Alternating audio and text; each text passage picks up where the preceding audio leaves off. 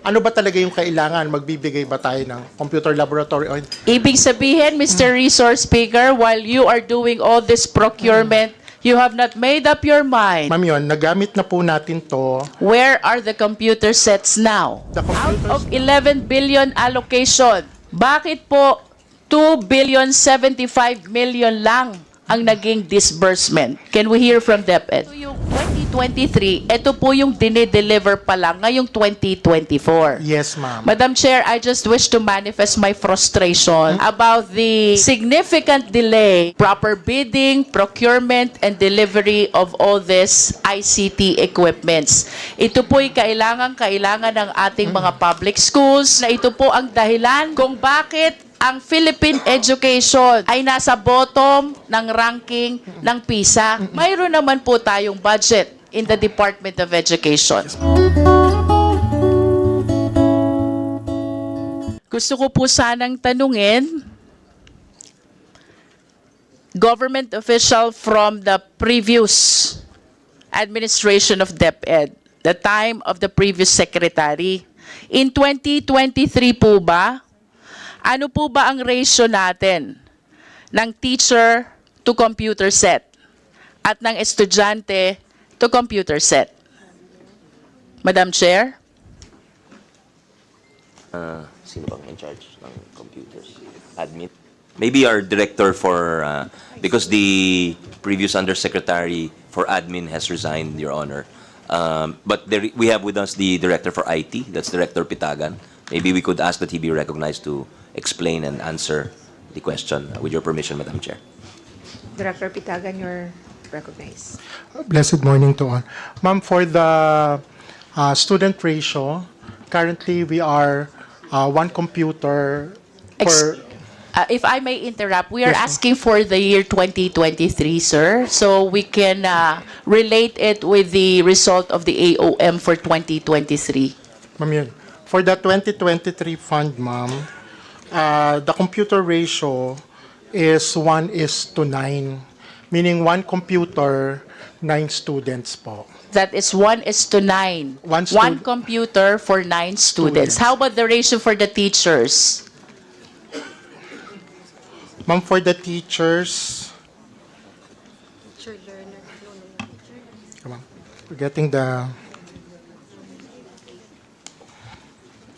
Ma'am, the grand total, dito po yung region is one computer is for 30 teachers. One computer for 30 teachers. 30.57. That is almost saying impossible to facilitate an e-learning system having one computer for 30 teachers.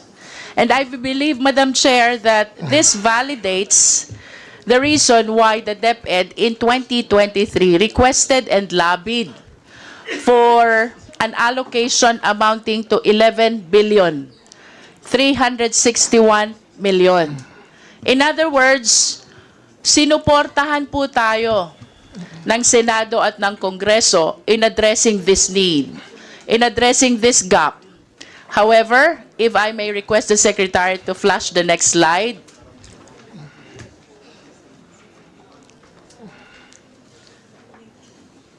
If I may invite your attention to the current appropriations. Ito po yung appropriation for 2023. The amount is 11 billion 361 million. However, ang naging utilization po niya is only 19.22%. That is equivalent by way of obligation to 2 billion 183 million and disbursement to 2 billion 75 million. So, bakit po sa tindi ng pangangailangan natin for ICT packages, Madam Chair, out of 11 billion allocation, bakit po 2 billion 75 million lang ang naging disbursement? Can we hear from DepEd? Sir, ma'am, for the 2023, when the new administration came in, the priority was the continuing 2022. That's why for 2022 funds, we have the 92% obligation. Now, yung 2023, ma'am, tumawid ngayon siya na 2024. So right now... Madam Chair, if I may interrupt, Opo. parang ang hirap pong i-appreciate nung naging explanation nyo na ang priority nyo is continuing, which is the budget from 2022. Why therefore did you request for 11 billion for 2023? Kung sasabihin nyo ngayon, ang priority nyo is 2022, kaya hindi nyo nagamit yung 2023. Alam po ninyo, Mr. Resource Speaker, doon po sa amin sa Batangas, hindi po magkamayaw ang humihingi ng tulong na estudyante, teacher, and even PTA officers. Lahat ang problema nila, computer, laptop. Now we have this 11 billion budget. You requested this for 2023. Bakit po ang disbursement nyo 2 billion lang? Yun, ma'am. To answer the question po, in May 2024, nabili na po natin yung 2023 budget. Ang pending po natin, 95% na yung ating obligation. Kaya lang po hindi po nagre-reflect is because we are asking for the modification of the expense class from capital outlay to MOOE. Madam Chair, yun po bang May 2024 na sinasabi nyo, does this pertain to the 2 billion disbursement? Hindi, ma'am. This pertains to the 8 billion more na hindi pa na gagamit. So, nasaan po yung 8 billion? Ma'am, yun, nagamit na po natin to. Where are the computer sets now? The computers now are being delivered to the schools. Yung pong hinahanap nyo na 20... Who can validate that information that they are being delivered to schools? Because as far as I know, napakatindi po ng pangangailangan for computers ng ating mga public schools. If I may continue, Madam Chair, he made mention about the continuing appropriation. So let me invite your attention to color blue of the slide. Ayan po yung continuing appropriation. We have 9 billion budget. Tama po si Mr. Resource Speaker. May nagamit na 8 billion. But what surprises me a lot, punta po tayo sa baba. Both the current and the continuing has an accomplishment of 0%. Opo.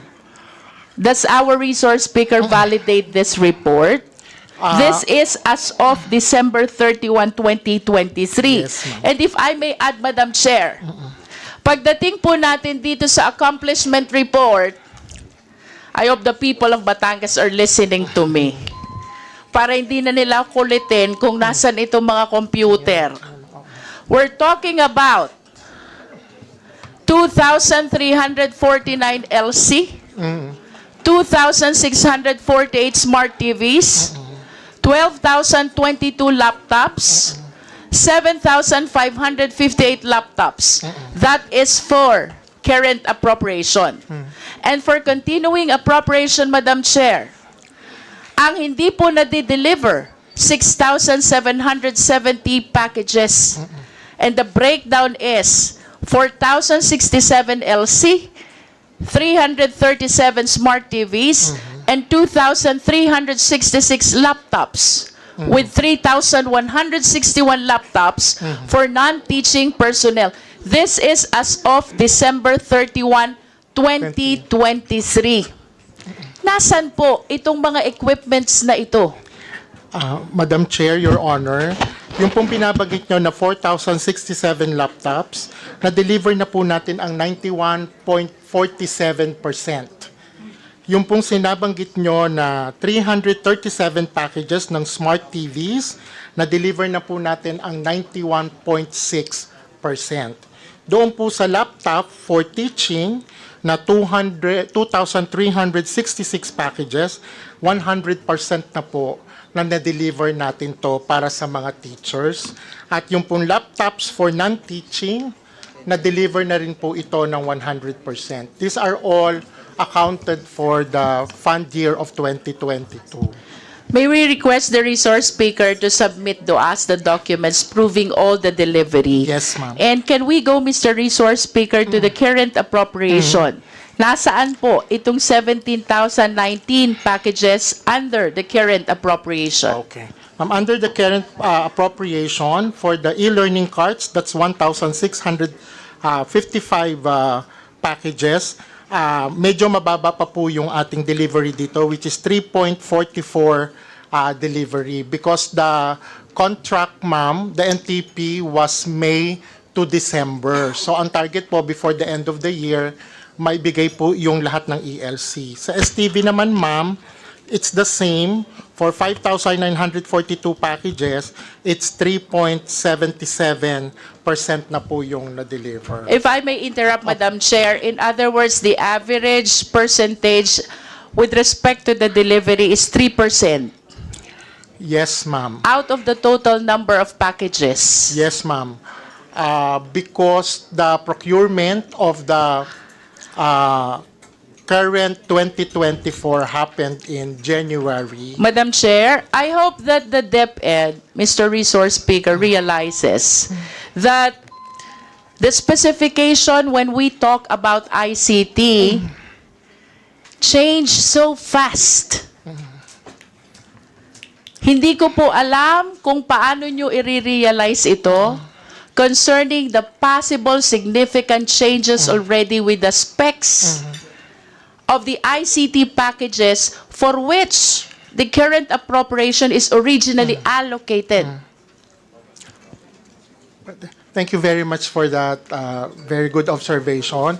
Ma'am, all our packages from e-learning card to STV, laptop for teachers, and laptop for non-teaching are duly vetted and cleared from the Department of Information, Communication, and Technology. So nagsasubmit po kami sa kanila ng tech specs, including that of the 2023, and they gave us the corresponding clearance. What causes the delay? Ma'am, Or should I say, who causes the delay? Ma'am, hindi naman. Ma'am, kasi yun nga pong 2024, yung current fund, syempre po nagsimula po kami ng procurement ng January. No, So, this is 2023 budget. the 2023 budget, ma'am, Current appropriation pertains to 2023 current appropriation. yes, ma'am. Ma'am, yun nga po, if I may backtrack a bit, kasi po noong 2023, when we first came in, yung new breed of leaders, hindi pa po nagagalaw yung 2022. So, naging priority po muna yon noong 2023. I will go back to my question, Madam Chair. If your priority is 2022, then you should not have requested for 2023. Kanina po may nabanggit na nasa warehouse. Ano po ba yung nasa warehouse? Ma'am, yung nasa warehouses na nabanggit, these are not these lots. Ito pong DepEd computerization program na ito po yung recalibrated DCP. Yung pong nasa warehouse, those are those purchased during 2020, 2021. 2020, 2021. Yes, ma'am. Ito pong 2022, ito yung 2023, ito po yung dinideliver pa lang ngayong 2024. Yes, ma'am. Madam Chair, I just wish to manifest my frustration about the significant delay in the proper bidding, procurement, and delivery of all this ICT equipments. Ito po'y kailangan ng ating mga public schools. As a matter of fact, I wish to believe na ito po ang dahilan kung bakit ang Philippine education ay nasa bottom ng ranking ng PISA. Mayroon naman po tayong budget. Why don't we act promptly? So we address this problem in the Department of Education. Thank you very much, Your Honor, for that observation, validating the need of technology for schools. Ma'am, kaya po ngayon, doon po sa hinihingi namin na 2025, we have started already the early procurement activities. Para po ngayon this year, meron na pong NEP level, sinimulan na po namin yung EPA activities para nga pagdating ng 2025, mabili ka Madam agad Chair, at I wish to go ma-deliver. back to my question. What caused the delay in the procurement for 2023? Because I do not consider as a valid excuse na priority nyo ang 2022. Please give me a valid reason. Well, some of the reasons na nilagay din po namin, number one, we have to, since bago yung leadership, we have to recalibrate. Kasi ma'am, dati e-classroom siya. So we have to really do an extensive onboarding of all the strands, all the people on the ground. Ano ba talaga yung kailangan? Magbibigay ba tayo ng computer laboratory? And a whole other... Ibig sabihin, Mr. Resource Speaker, while you are doing all this procurement, you have not made up your mind as to the specification of the ICT that you are procuring. That is a manifestation, Madam Chair. I acknowledge that my time ended already. Thank you. Thank you very much, ma'am.